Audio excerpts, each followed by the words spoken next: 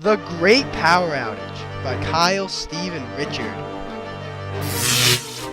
Do you know how the power outage occurred? I was told that the power outage occurred because a transformer blew in Hawthorne, down on Goffle Road. And it happened about 8:30, I believe, Monday morning after we were all in school. We made preparations after it wasn't coming on, and they couldn't tell us when it was coming on, that the students were to be dismissed early because they couldn't be in school without the power. But then at about 10:15, the power came on, and we were all good to go. What did you do in class during the power outage? Yeah, the Great Power Outage, it affected me greatly because I'm a computer teacher. And as you know, computer teachers need to be plugged into work.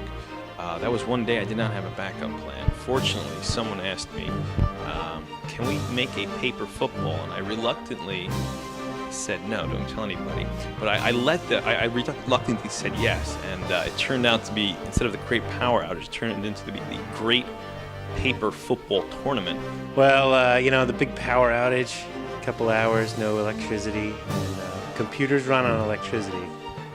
So we tried to rig something up. We trapped some squirrels out in the courtyard and tried to get them to run on a wheel. Wouldn't generate enough electricity.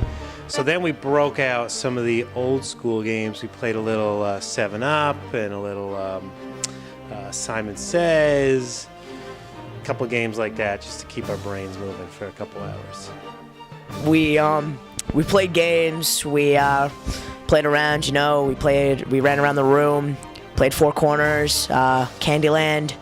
No, I'm just kidding. We did nothing of the sort. We read books.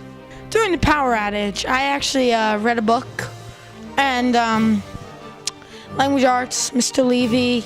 We had a good time. Pretty happy we were gonna go home, but we didn't, and I was sad. But we read a book. The question was, what did my classes do when we had the power outage and the blackout at Eisenhower School? We kept calm and carried on. Camera, Richard. Interviewer, Steven. Editing, Kyle. The end.